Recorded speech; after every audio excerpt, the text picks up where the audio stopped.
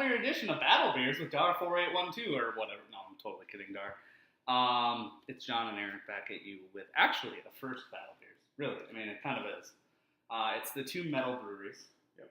One being Surly and Three Floyds Brewing Company out of Munster, Indiana. And this is John's first Dark Lord experience. My first one in a while. Had 11, 12, 13, or 10, 11, 12, 13. And this is my first 14. So this is the Beatus. Beatus number 1. Beatus number 2. But not really. Not as bad. Not as sweet. But we're going to go ahead and, I guess, review each of these beers side by side. So we'll do pours. I'll pour Dark Lord. You can go ahead and pour Darkness. Dark Lord actually pours a little thinner than I would expect it. I mean, it's definitely deep, hazy brown, but it's not really darkness over there. Here you go, sir. So let's go ahead. We'll start with the aromas. First being Dark Lord.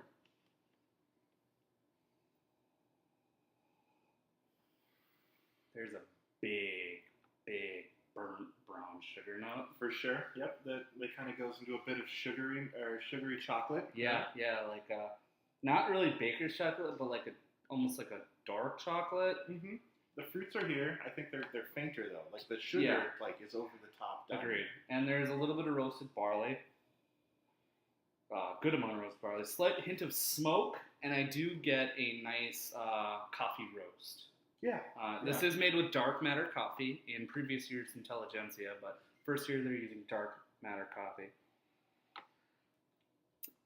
15% alcohol. I'm not getting a lot of big boozy notes. No, really. I mean, I can just get hints of like fusel, but not much at all. Smells good. Doesn't smell great. I'd say, yeah, it smells not bad. Better than most shelf imperial stouts. I will say sure. that. Let's go ahead and look at the head comparison already. Darkness. We haven't had this since. Well, it's been since like at least April. But let's go ahead. Yeah, it's got that classic hoppy hop first. The hop shine stout, a lot more in this one. That American imperial stout style. Yeah, and then there's that cocoa-y, like dry powdered chocolate note with Darkness. Yep. Dark Lord's chocolate note was a lot more sweet than this one. This one's really powdery, if you will. Mm-hmm. Yeah, like the Hershey powdered chocolate you would get. Yeah, kind of. Without insulting it with Hershey's, but I would say the fruit booze note is huge. There's a bit, yeah, and I would say the dark fruits show a little more in this one. Agreed. And Darkness always has. Well, I think that's just the sugar covers up the Dark Lord. Which one are you more excited to try, just based off the nose? Granted, you've had. Take away. Say you've never had either beer. Which one would you want to try first, just off the nose? I would want to go with Darkness. Okay, we'll go with Dark Lord. Not Dark just for Lord, devil's the sugar with Dark Lord's appealing, but if it tastes like the nose, it feels like it's going to be like two notes, right? We might as well have to stop recording again. You're going to go sugar, and then you're going to get a little bit of fruit at the end. Yeah. It's like the nose. Which one do you want to try first? Let's just go hometown wins. All right, Darkness, folks. Do you even have your Darkness logo showing? Yeah, look at that. I have a shirt. Proper glassware, bitches. Cheers.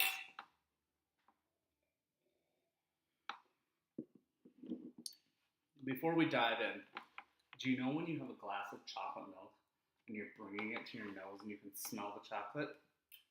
That is exactly what's happening here. Now I'm going to do a overly done reviewer motion where you talk about it filling your mouth. You know, they go like this a lot. But wow, such a dick. It's really thick. Mouth feels nuts on this one. Especially when you're pouring it out and you're just like, wait, it looks a little thin, but it feels like fucking Hunapoo in your mouth. It's large, for sure.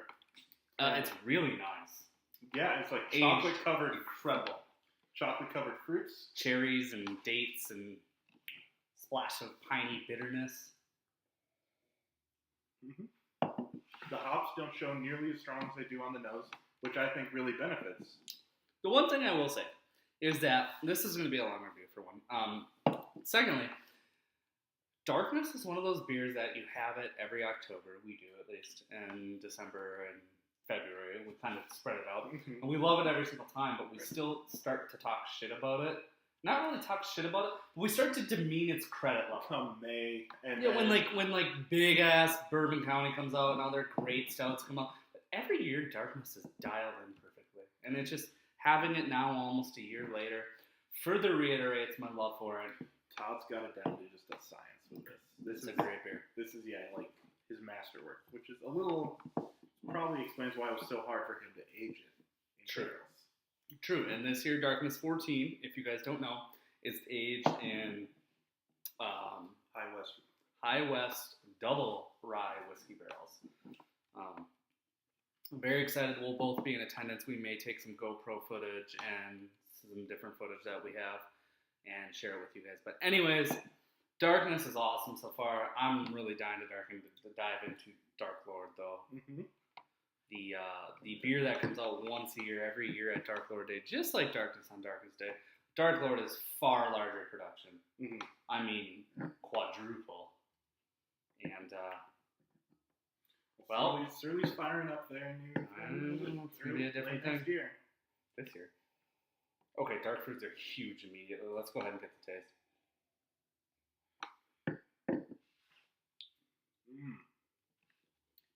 Immediate comparison between the two, where the darkness fills up your mouth and feels super thick. A little thin. It's got a syrupy kind of texture to it. Yeah. I think led to it by the sugar. Yeah. And it's still mouth coating. It just doesn't feel as It doesn't feel as heavy on your tongue. Right. Yeah. Viscous, I think, is a good word. Right. And I would say this mouth coat's maybe even better than the darkness, but it doesn't feel as large. This gets everywhere. People have told me before I drink this that you're gonna hate it.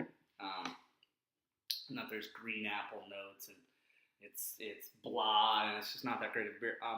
I don't know if I can sincerely concur. I can see where the green apple might come in. I think you're stretching it if you're trying to reference it. You're picking up on something that's just faint. I think you're taking just a tiny, tiny note and you're drying fruits notes. Huge. Raisin, plums, dates, figs, all those like darker fruits. Almost a little bit of pomegranate and cherry. Right. And the sugar is there throughout as well. I'd say that's still dominant. Yeah. But versus the nose, the fruits are much more higher in the level you get with the sugar. So it's a lot of like fruits rolled in sugar or tobacco-y, smoky notes. Because I'm kind of digging that. It's like a smoky roast, almost like a char on a bacon or a hot dog over a fire. Mm-hmm. And then you get like some of that. I get this really nice dark cherry on the end. Agree. Yeah. It's super good. It's a polarizing beer. Everyone who's had Dark Lord, generally speaking, beer geeks hate it. It's too sweet, over the top. It's just kind of a hodgepodge mess. I think you'll see it rise up a little bit because if you notice, a lot of West Coast breweries, their bourbon barrel beers, stuff like that, they emphasize the sugary notes, the vanilla. Right. Sugary is. We're going all the way to the spectrum. Guys, send me one. Yeah. JK. Or two. Fuck, I'll send you Assassin times 2 if you send me Barrel Aged Dark Lord Vanilla. I can make that happen. Yeah, it's a really interesting dichotomy between the two beers because Surly leans more towards the hops and the roast and a dry finish, where Dark Lord feels much more syrupy, sweet, viscous. Definitely requires the insulin pull. Here's where I would put it to. All right, I would say Surly with Darkness made sort of an American homage to the Russian Imperial Stout. Sure. Whereas Dark Lord was a more forward-thinking, here's where we think it will be. Mm-hmm. And so you have kind of a more old-school traditional with the little American twist, which is like the hop-forward. I agree. Yeah. And then this is ode to a Russian Imperial Stout type of thing? Well, it's like the ode to the West Coast stuff that's becoming really popular now. Your Bourbon Barrel, your Black Tuesday. So this is a nice base beer you're saying for a barrel. It's wonderful. Would you rather put Dark Lord into barrels, or would you rather put Darkness into barrels? I'd rather put Dark Lord into barrels. I think Dark Lord in the barrels will get, brewery style sugary. And that could be great. I have a Murdered Out Stout review on my iCloud, but since I don't have an iDevice, I can't access it. But Murdered Out Stout was Dark Lord, Darkness, McKellar, Beer Geek Brunch, and Destruce Black Albert separately barrel aged, all on their own for 1 year, and then blended. Top 10 barrel aged beer for me. I wish I could share it with everyone, but I don't know where to find it. I would love to get just the base beer the brewery uses, their base stout, for Black Tuesday, Chocolate Rain, and I would love to toe it against Dark Lord and just see how it compares. Yeah, see how sweet they really are.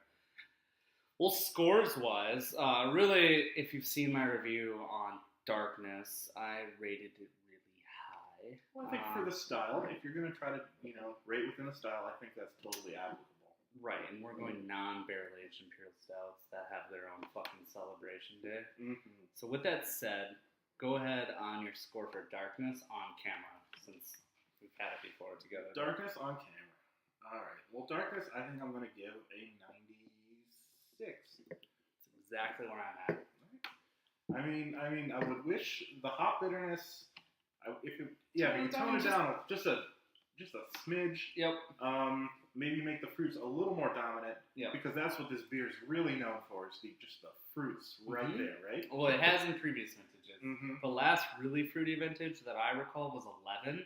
So much that it was basically a quad. And people really didn't like it. The last great vintage of Darkness, Southern 13, which I really, really liked, was 10. I wasn't a big fan of 11 or 12. At 96, I think is a good spot. You're scoring Dark Lord. I'm going to go 94. God, we're just in sync today. I'm a 94 as well. I think as a base beer, Darkness stands taller just because of the more complexity that it allows. The sweetness is just a hair too much. Well, and I mean, we like sweet imperial stouts. We do. We have a lot of those BA stouts that are just sugar for days. Yep. And I can see this going into a barrel and being fantastic. But right now, if you're just toe-to-toeing with two non-barrel aged beers, I'm going to put Darkness ahead. Darkness wins. It's been a long battle, beers. We have a lot of stout to drink. It's going to be a long night. We'll make it happen. But guys, thanks for joining us. This is kind of a fun thing we've been meaning to do for a long time. It just didn't happen as fast as we wanted it. Dark Lord was actually really hard to get this year. Yeah. If you went, it wasn't hard to get. But in a trader's market, it seemed to be really bleak. I was lucky enough, I got to give a shout out to Eli Spitzner. I don't know your BA handle, but you were so generous to hook me up. So thank you guys for joining us for our first battle beer. We should probably do more of these. They're kind of fun. Yeah. I like pitting Dar beer. has a good format. Yeah, Dar, you win. You win the internet today. Yeah, nothing else. Join us for more Dark Lord or Darkness coverage coming in October. Look for that, and we'll see you again in the next beer review. Cheers.